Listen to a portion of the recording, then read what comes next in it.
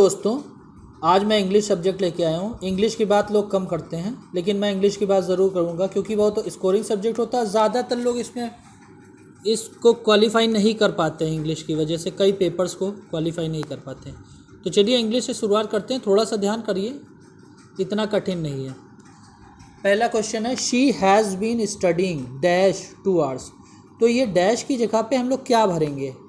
पहला ऑप्शन है फ्रॉम, दूसरा ऑप्शन है फॉर, तीसरा ऑप्शन है सिंस और चौथा ऑप्शन क्या है? टिल है।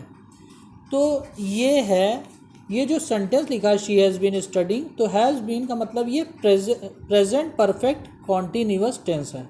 तो प्रेजेंट परफेक्ट कॉन्टीन्यूअस टेंस में स्टडिंग जो टाइम बताने के लिए, एक टाइम अवधि बताने के लिए फॉर या सिंस दो चीज़ों का केवल प्रयोग होता है।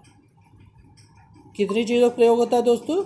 दो चीज़ों का प्रयोग होता है। ठीक है, तो क्योंकि इसमें टाइम निश्चित नहीं, निश्चित टाइम के लिए सिंस का प्रयोग करते हैं और अनिश्चित टाइम के लिए फॉर का प्रयोग करते हैं, क्योंकि इसमें टाइम निश्चित नहीं।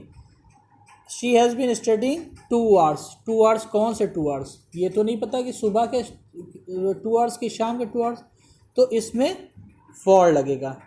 She has been studying for 2 hours, इसमें आपका फॉर सही हो जाएगा। ठीक है दोस्तों, चलिए ये हो गया। अब हम लोग सेकंड क्वेश्चन पे आते हैं। Choose the correct one word for the following. Choose the correct one word for the following क्या है? An artificial water body made by man.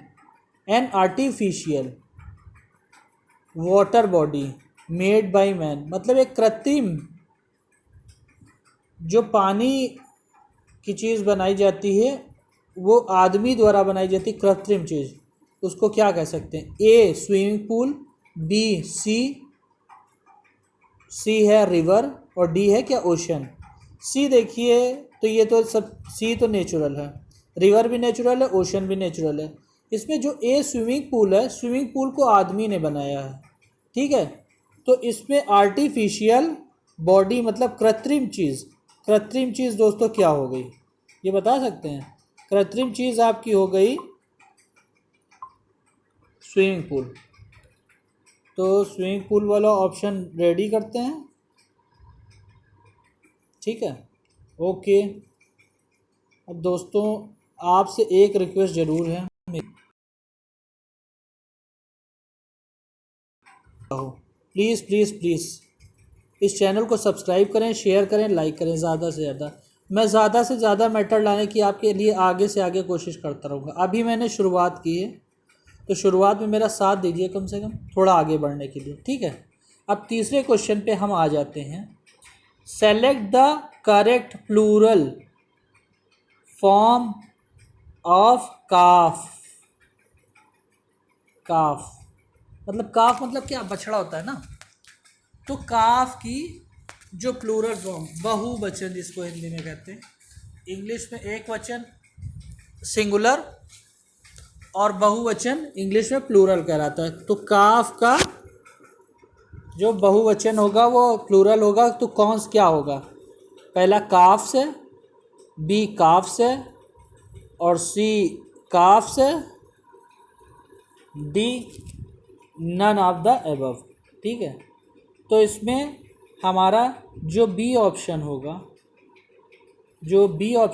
Carbs, ये सही होगा, क्योंकि जहाँ भी नाउन में एफ या ई एफ आता है, तो उसकी जगह हम क्या यूज़ करते हैं? एफ की जगह वी ई एस हो जाता है। ठीक है, तो इसमें आंसर क्या होगा? काफ्स। क्या आंसर होगा? काफ्स। ठीक है दोस्तों, भाइयों शेयर ज़रूर करते रहिए।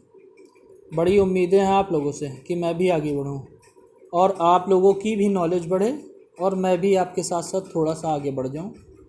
देखिए चौथा क्वेश्चन क्या है? Pick the odd one out. इन सब में से ऑड विषम क्या है? मतलब कोई चीज़ ऐसी, कोई ऑप्शन ऐसा जो आपको सबसे अलग लग रहा हो, उसको हमें उठाना है।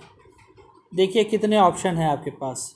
मध्य प्रदेश पहला ऑप्शन है, ठीक है, मध्य प्रदेश हो गया, उसके बाद बिहार हो गया, तीसरा इंडिया होगा और चौथा क्या हुआ, पंजाब हुआ।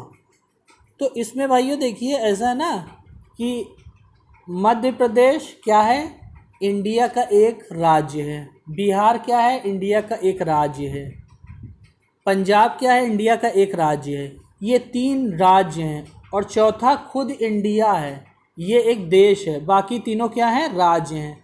तो इसमें सबसे अलग ऑप्शन क्या होगा आपका, सी इंडिया। क्या अलग ऑप्शन होगा, सी इंडिया।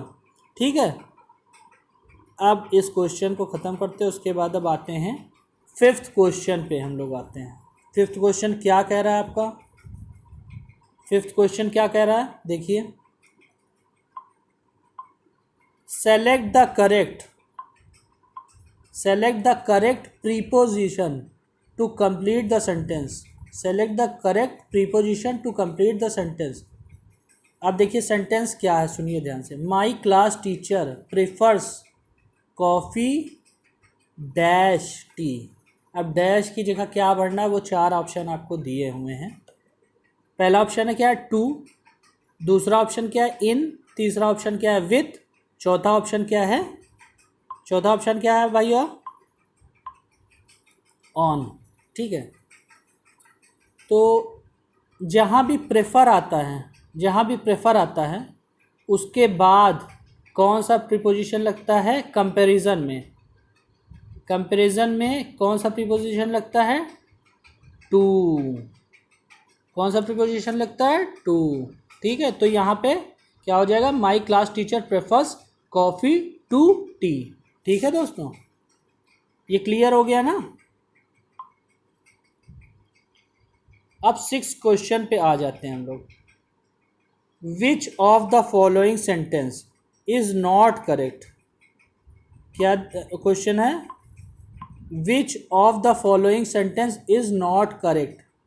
पहला सुनिए, वॉट विल मीरा फाइंड, वो, उसके बाद दूसरा, वॉट डिड मीरा फाउंड, तीसरा है वॉट डिड मीरा फाइंड, और चौथा क्या ऑप्शन है, वॉट हैज़ मीरा फाउंड। देखिए, वॉट विल मीरा फाइंड ये बिल्कुल सही है, ये फ्यूचर इंडेफिनिट टेंस है। ठीक है, वॉट डिड मीरा फाउंड इसमें सेकंड फॉर्म लग गई है, ये भी question answer.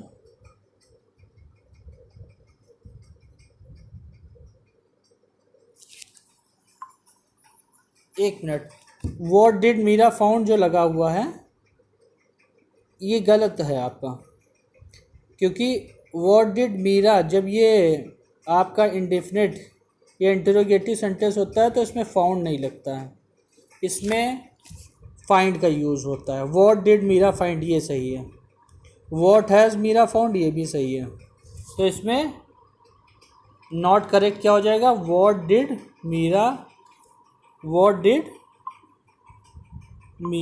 Found. What did Meera found है, ये करेक्ट नहीं है आपका। ठीक है, अब 7th क्वेश्चन सुनिए। Antonym of the word continue is.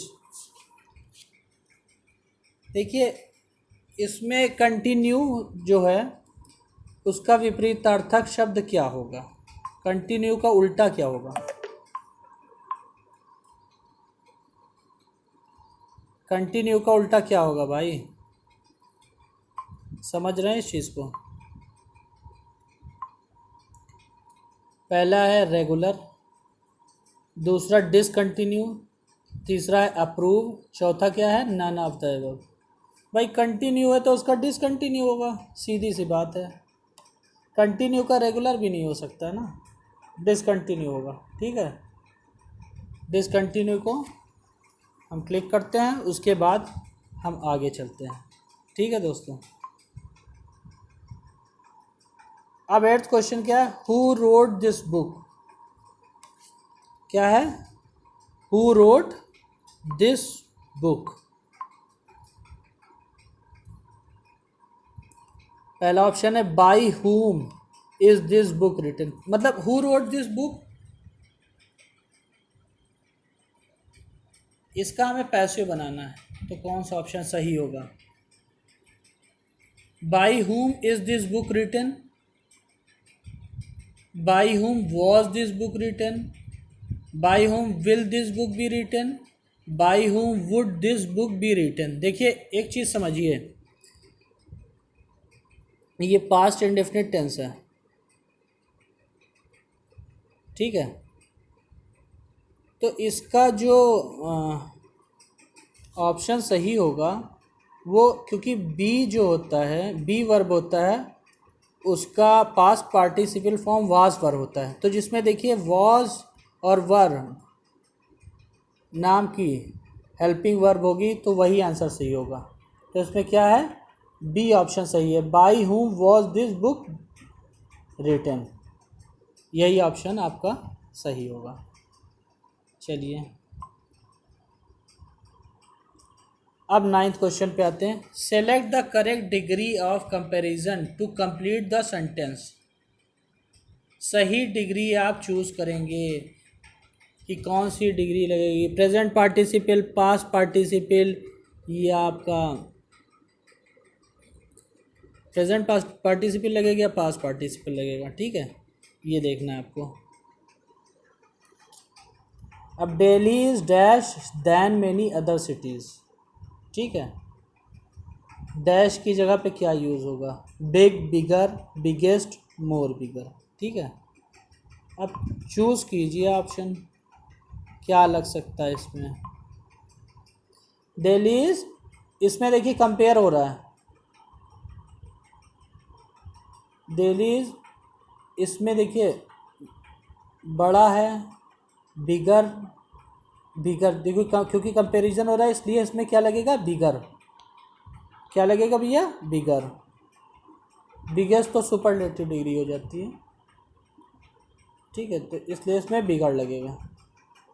तो ये क्लियर हो गया कि इसमें बिगर लगेगा, Delhi is bigger than other cities, ठीक है। अब 10वें क्वेश्चन पे आ जाते हैं। Munshi Premchand wrote the story Godan, ठीक है, मुंशी प्रेमचंद ने क्या लिखा, गोदान। अब इसमें सही आंसर क्या है, the story Godan was written by Munshi Premchand, the story Godan was being written by Munshi Premchand, the story Godan has been written by Munshi Premchand, the play, sorry इसमें ये गलत हो गया है, हमको इसको सही करना है।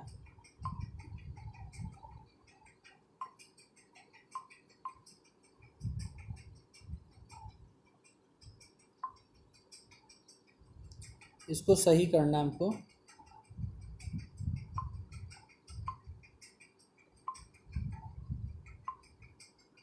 प्ले की जगह story, the story Godan written by Munshi Premchand, ठीक है। तो इसमें अब सही ऑप्शन क्या होगा हमें देखना है, ये मतलब इसका आप ये समझ लीजिए, ये एक्टिव वॉइस में था, इसे पैसिव वॉइस में बदलना है, ठीक है। तो इसका क्या होगा, the story Godan was written by Munshi Premchand. अब ये रोड देखिए, अब इसका ये इसमें वर्ब की सेकंड फॉर्म लगी हुई है, तो हमें इसको क्या करना है, पास्ट पार्टिसिपल बी की सेकंड फॉर्म में बदलना है। तो क्या बी की सेकंड फॉर्म होती है, वॉज वर्ब, तो कहाँ पे वॉज वर्ड लगा हुआ है, the story Godan was being written by Munshi Premchand, B option आपका सही हो जाएगा, ठीक है। क्या सही होगा, बी ऑप्शन आपका सही हो जाएगा।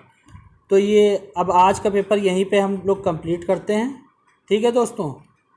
अब आगे मैं नए नए मैटर और लाऊंगा, और जो भी भूल हुई हो मुझसे, इसमें भी जो भी फॉल्ट हुई हो बोलने में या किसी चीज़ में दिक्कत हुई हो, तो उसके लिए मैं क्षमा प्रार्थी हूँ। आगे से मैं और कोशिश करूँगा कि और अच्छा आपको लोगों को एक्सप्रेस कर सकूँ चीज़ें, ठीक है। बहुत बहुत धन्यवाद भाइयों।